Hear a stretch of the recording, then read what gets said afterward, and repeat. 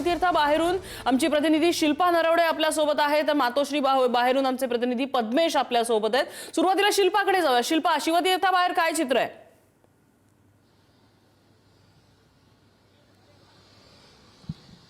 नम्रता, मराठी मुद्द्यावरून दोन ठाकरे बंधू एकत्र आलेले आपण पाहिले आणि आता थेट हे दोन ठाकरे बंधू युतीची घोषणा करणार आहेत। मी सध्या शिवतीर्था बाहेर उभी आहे। आपण जर पाहिलं तर कार्यकर्त्यांचा उत्साह पाहायला मिळतोय, कार्यकर्त्यांची गर्दी शिवतीर्थाच्या बाहेर पाहायला मिळते।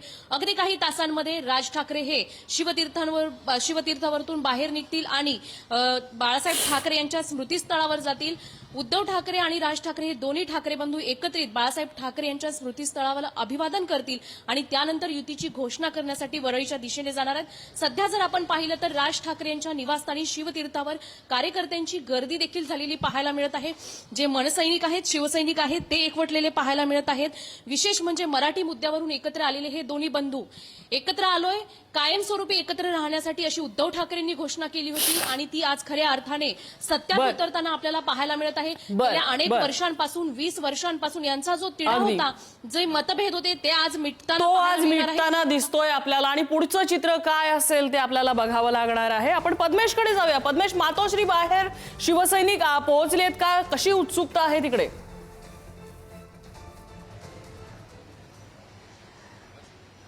नम्रता, मातोश्री बाहेर सध्या कोणतेही शिवसैनिक पोहोचलेले नाहीये। शिवसैनिकांना असं सांगण्यात आलं होतं की तुम्ही थेट जे वरळी आपण जर पाहिलं ब्ल्यू सी आहे तिकडे गेले शिवसैनिक आणि त्यामुळे इकडे सध्या आपण पाहिलं तर सध्या कार्यकर्ते नाहीयेत, पण जो उद्धव ठाकरे यांचा जो ताफा आहे तो आतमध्ये गेलेला आहे। कोणत्याही क्षणी उद्धव ठाकरे हे बाहेर येतील आणि थेट ते दादर येथे जातील आणि दादर येथे स्वतः राज ठाकरे असतील किंवा उद्धव ठाकरे हे बाळासाहेब ठाकरे यांचे जे स्मृतीस्थळ आहे तिथे अभिवादन करतील आणि त्यानंतर ती दोघं थेट एकाच गाडीमध्ये बसून जे ब्ल्यू सी हॉटेल आहे वरळीला, जिथे पत्रकार परिषद होणार आहे, तिकडे जातील आणि त्यानंतर त्या पत्रकार परिषदेला संबोधित करतील। थोड्याच वेळात म्हणजे 10 मिनिटांमध्ये जे उद्धव ठाकरे या मातोश्री निवासस्थानी निघतील। जवळपास 12:15 दरम्यान ही जी पत्रकार परिषद होणार आहे तेव्हा पद्मेश, त्यामुळे अवघी 10 मिनिटं राहिलेली आहेत। पुन्हा एकदा येऊच मी तुझ्याकडे अपडेट घ्यायला। तुर्तास आपल्यासोबत काही मान्यवर सुद्धा आहेत। आपल्यासोबत पुढारीचे संपादकीय सल्लागार सचिन परब सर आहेत, त्याचबरोबर ज्येष्ठ पत्रकार साठे सर आहेत। मी सुरुवातीला परब सरांकडे जाईन। परब सर, मी खूप लहान होते खरं तर त्यावेळेला, पत्रकारितेतही नसेल, पण मला आठवतंय आम्हाला सगळे सांगायचे की राज ठाकरे आणि उद्धव ठाकरे वेगळे झाले आहेत। ही बातमी पहिल्यांदा तुम्ही दिलेली होती। होय, दिली तर होती आणि आता ते वर्तुळ पूर्ण झालंय, आता ते पुन्हा एकत्र येतात। हा, म्हणजे त्याच वेळेला म्हणजे राज आणि उद्धव जेव्हा वेगळे झाले ती बातमी आदल्या दिवशी म्हणजे सकाळी पेपरमध्ये छापून आली महाराष्ट्र टाइम्स मध्ये आणि संध्याकाळी राज ठाकरेंनी वेगळं व्हायचा निर्णय घोषित केला। त्यांचं प्रसिद्ध विठ्ठल आणि बडवे हे जे भाषण आहे ते त्या दिवशी झालं होतं आणि त्यांनी शिवसेनेच्या सगळ्या सदस्यत्वाचा राजीनामा दिलेला होता त्या दिवशी। आपण त्याच्यानंतरच एखाद वर्षांनी मी एक आणखी लेख लिहिला होता महाराष्ट्र टाइम्स मध्येच, टॅक्सी नंबर 911 म्हणून या नावाचा एक सिनेमा आहे आणि त्याच्यामध्ये नाना पाटेकर आणि जॉन अब्राहम असे दोघ जण आहेत। ते एकमेकांची भांडत राहतात, पण भाऊ हे दोघ जण शेवटी एकत्र येतात। तर हे आज ना उद्या असं एकत्र येतील असं मी म्हटलं होतं, कारण दोघांची शक्ती आहे आणि त्यांना एकत्र यावं लागेल मुंबईत जर सत्ता टिकवायची असेल तर। पण ते माझं लॉजिक चुकीचं ठरलं। ते आपापली ताकद असताना एकत्र आले नाहीत, तर त्यांची ताकद कमी झाल्याच्या नंतर आपलं अस्तित्व टिकवण्यासाठी एकत्र आलेत। पण ते एकत्र आलेत हे खरं आहे। त्याचा उत्साह मात्र सगळीकडे दिसतोय। आपण पत्रकार म्हणून या सगळ्याकडे तटस्थपणे बघायला पाहिजे असं मला वाटतं। अगदी अगदी, आणि तटस्थपणे बघतानाच आपल्याला काही प्रश्न सुद्धा तितकेच टोकदार विचारावे लागतात। आपण त्याचंही विश्लेषण करायला हवं। साठे सरांकडे जाते मी। साठे सर, आता म्हणजे शिवसैनिक आणि मनसैनिक हे वेगळे झालेले होते, त्यांच्यामधले राग, त्यांच्यामधले लोभ हे सगळे आपण इतक्या वर्षाच्या प्रवासात बघितलेले आहेत। आता दोन्ही भाऊ जेव्हा एकत्र येत आहेत त्यावेळेला दोन्ही बाजूकडनं तुझ्या गळा माझ्या गळाची जी काही गाणी गायली जात आहेत, ही वातावरण निर्मिती आहे की ही खरंच त्या कार्यकर्त्यांच्या भावना असू शकतात?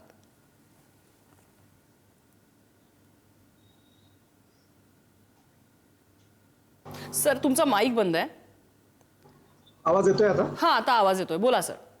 मला असं वाटतं की सर्वसामान्य जो मुंबईतला मराठी माणूस आहे हा ठाकरे जेव्हा वेगळे झाले दोन्ही, त्यावेळेस पासूनच असं वाटत होतं की हे चांगलं झालेलं नाही.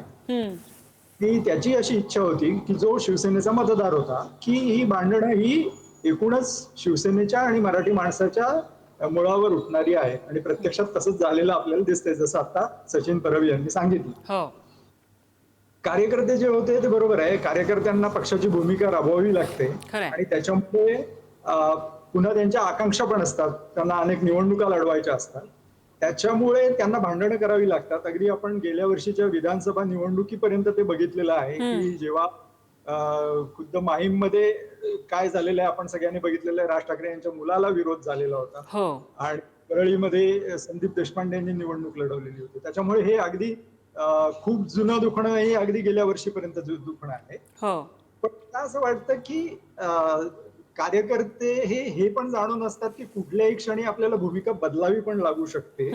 जर राज ठाकरे यांचा जर प्रवास आपण बघितला तर त्यांनी अनेक वेगवेगळ्या भूमिका गेल्या 5 वर्षामध्ये 10 वर्षामध्ये घेतलेल्या आहेत. तर कार्यकर्ते या सगळ्याला तयार असतात. हीच गोष्ट उद्धव ठाकरे यांच्या बाबतीत पण सांगता येऊ शकते की त्यांनी महाविकास आघाडीकडे जाण्याचा निर्णय घेतल्यानंतर कार्यकर्त्यांनी तो शिफ्ट सुद्धा मान्य केलेला होता. तर त्याच्यामुळे मला असं वाटतं की कार्यकर्ते तुझ्या गळा माझ्या गळा ज्याचा तुम्ही उल्लेख केला, त्यांना हे माहिती असतं की राजकीय तडजोडी आहेत, आपल्या पक्षाची ही आता भूमिका बदललेली आहे आणि आपल्याला ती निभावायची आहे.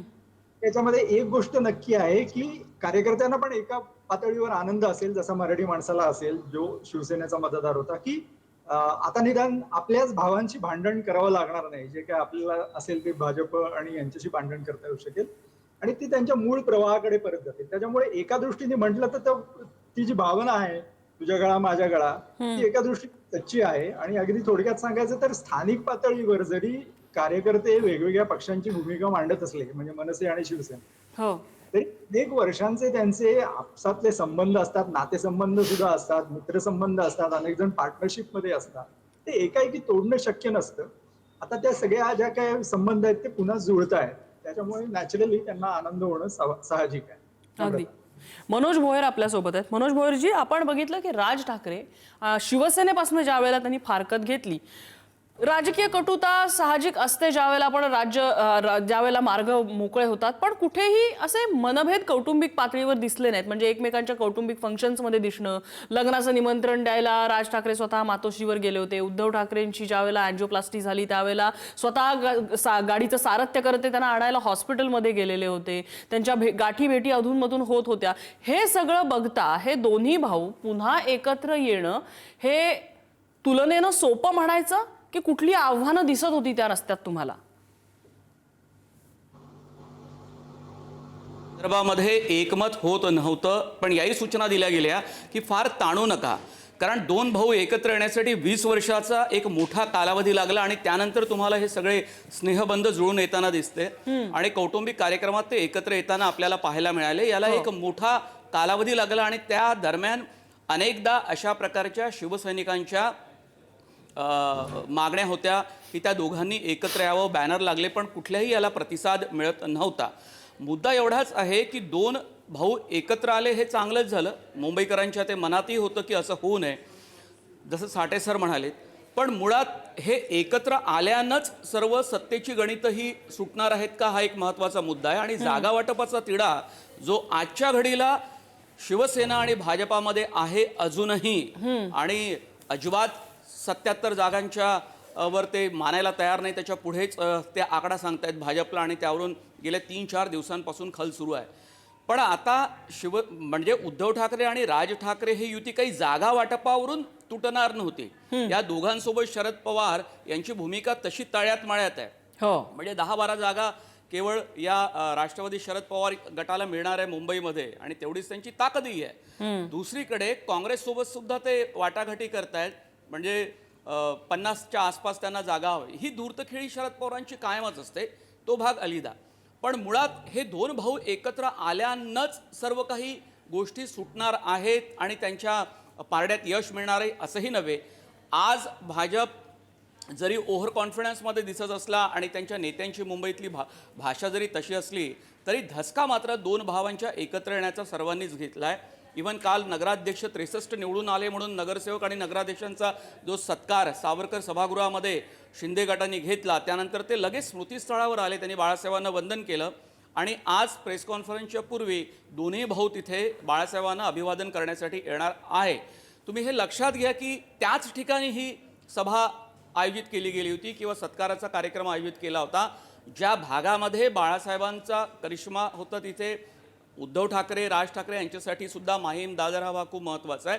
आणि शिंदेनाही माहिती आहे की दोन भाऊ एकत्र आल्यानं मराठी वोट्स आपल्याला कितपत मिळतील या बाबत त्यांच्या मनामध्ये खूप शंका आहे आणि भाजपलाही त्याची धास्ती आहे. हे सगळं असताना सुद्धा इतका उशीर सगळ्या या गोष्टीला झालेला आहे, त्याचा परिणाम एकदा होऊ शकतो.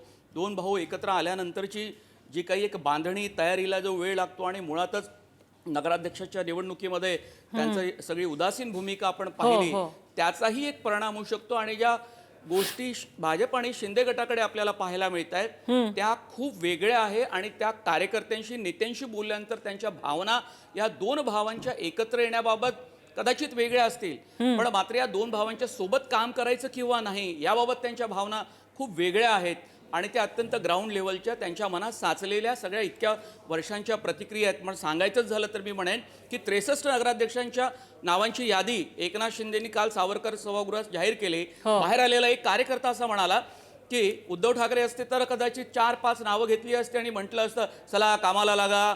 म्हणजे इतकं ते ग्रामीण भाषेमध्ये लहजामध्ये त्यांनी ते मांडलं की मला म्हणजे अत्यंत वेगळं वाटलं. आणि म्हटलं राज ठाकरे तुमचे नेते असतील समजा एकत्र शिवसेनेत तर म्हणाले काय झालं असतं तर राज ठाकरे चष्मा पुसत आले असते, आधी आपल्या प्राण्यांकडे कुत्र्यांकडे गेले असते आणि नंतर मग आमच्याकडे आले असते. त्याच्यामुळे आता या भावना सुद्धा लक्षात घ्यायला पाहिजे. त्यासाठी महाराष्ट्रात जावं लागतं. म्हणजे हे काय एकनाथ शिंदेनी जरी थोडा धसका घेतला असला तरी सुद्धा त्यांच्यासाठीची आत्ताची जी काही परिस्थिती आहे राजकीय आणि बाकी एकंदरीतच ती तशी दोन भावांच्या तुलनेनं म्हणजे अनुकूल आहे असं मला वाटतं. ठीक आहे. आपण नागपूरमध्ये जाऊया. जितेंद्र शिंगाडे आमचे प्रतिनिधी आहेत. जितेंद्र, काय करताय नागपुरात? नक्कीच शिवसेना आणि मनसेच्या पार्श्वभूमीवर नागपुरात जो आहे तो जल्लोष साजरा करण्यात येते. आपण सध्या नागपुरातील मानकापूर या भागातील मनसेच्या कार्यालयाबाहेर आहोत आणि इथे जे आहेत ते कार्यकर्ते मोठ्या प्रमाणात जमलेले आहेत. स्क्रीनची सोय करण्यात आलेली आहे, डीजे लावण्यात आलेले आहे, फटाक्यांची देखील सोय करण्यात आलेली, त्याचबरोबर ढोल ताशाही लावण्यात येत आहे. आपल्यासोबत आहे शहराध्यक्ष चंदू लाडे. काय सांगाल, किती उत्साह आहे आणि जोश आहे तुमच्यामध्ये जेव्हा दोन्ही भाऊ एकत्र येत आहेत? ज्या गोष्टीची सर्व महाराष्ट्र आणि मराठी माणूस वाट पाहत होता तो क्षण आज येतो आहे आणि त्या क्षणाची आम्ही साक्षीदार होण्यासाठी या सर्व आम्ही जल्लोष करतो आहे. आणि आम्ही अतिशय आनंदित आहोत की येता काळ महाराष्ट्राला आणि मराठी जणांना जे नेतृत्व पाहिजे ते दोघाही भावांच्या माध्यमातून भेटणार आहे, याचा अतिशय आनंद आहे मला. काही महानगरपालिका निवडणुकांमध्ये युतीची चर्चा झालेली आहे. पुणे असेल, मुंबई असेल, मीरा भाईंदर असेल. नागपूरची काय परिस्थिती आहे? आमची चर्चा सुरू आहे. आज युतीची घोषणा झाल्याच्या नंतर आम्ही तुम्हाला गुड न्यूज देऊ. तर युतीची जेव्हा अधिकृत घोषणा होईल त्यानंतर आम्ही गुड न्यूज देऊ असं या मनसेच्या कार्यकर्ते आणि पदाधिकाऱ्यांचं म्हणणं आहे. मात्र त्यापूर्वी जो आहे तो या मनसे कार्यकर्त्यांमध्ये हाय जोश दिसून येऊन राहिलेला आहे. ढोल ताशाही लावण्यात आलेला आहे आणि सोबतच डीजे आणि स्क्रीनचीही व्यवस्था करण्यात आलेली आहे. त्यामुळे घोषणा झाल्यावर इथे देखील जो आहे नागपुरात मोठ्या प्रमाणात विजय उत्सव साजरा करण्यात येणार आहे. जी अगदी जितेंद्र, अपडेट घेत राहू. तुर्तास धन्यवाद तुम्ही दिलेल्या या सगळ्या माहितीबद्दल. तर उद्धव ठाकरे आणि राज ठाकरे यांच्याकडून एकत्र येण्यासंदर्भात आज युतीची अधिकृत घोषणा होतीये. काय नेमकं घडतंय तर पत्रकार परिषदेच्या ठिकाणी बॅनर लावण्यात आलाय. त्या बॅनरवरती फक्त बाळासाहेब ठाकरेंचा फोटो आणि शिवसेना आणि मनसे या दोन्ही पक्षांची निवडणूक चिन्ह आहेत. त्या बॅनरमधनं एक प्रकारे हा स्पष्ट संदेश देण्याचा प्रयत्न आहे. थोड्याच वेळात उद्धव आणि राज ठाकरे बाळासाहेबांच्या स्मृतीस्थळावर जातील. दोन्ही बंधू बाळासाहेबांना अभिवादन करून पुढे पत्रकार परिषदेला जाणार आहेत. प्रत्येक कृतीतून एकजूट दाखवण्याचा ठाकरे बंधूंचा हा प्रयत्न आहे. पुन्हा एकदा आपण चर्चेकडे येऊया. परब सर आहेत आपल्यासोबत. परब सर, आता मी मनोज भोयर यांना जो प्रश्न विचारला, इतक्या वर्षांचा तुम्ही हा प्रवास बघितला, अगदी ठाकरे बंधू तुटून ते पुन्हा एकत्र येण्याचं हे संपूर्ण वर्तुळ तुम्ही बघितलेलं आहे. दरम्यानच्या काळात जे काही पुलाखालून पाणी वाहून गेलं भावनिक काही अडचणी होत्या का? राजकीय अडचणी तर आपल्या समोर सगळ्या आहेतच, पण आता इथून पुढचं जे चित्र आहे त्याच्यामध्ये काही खास कळगे, काही स्पीड ब्रेकर दिसतील असं वाटतंय का? या मधल्या काळामध्ये अडचणी तर होत्याच, म्हणजे वैयक्तिक अहंकाराच्या याच्याशिवाय एकमेकांच्या विषयी आत्यंतिक कटुता होती, ती सार्वजनिक दृष्ट्याही दिसली होती. केलेली जी टीका होती ती देखील विखारी होती, एकमेकांवर केलेली टीका. आणि ती एकमेकांच्या मुलांवर देखील पर्यंत पोचलेली टीका आपण बघितली. तर हे जे काही चित्र होतं ते परत येणं, परत एकत्र येणं ही काही सोपी प्रक्रिया निश्चितपणे नव्हती. पण ज्या पद्धतीने त्यांना अपयश मिळालेलं आहे, विशेषतः विधानसभा निवडणुकीमध्ये, त्याच्यामुळे त्यांना एकत्र यावं लागलंय.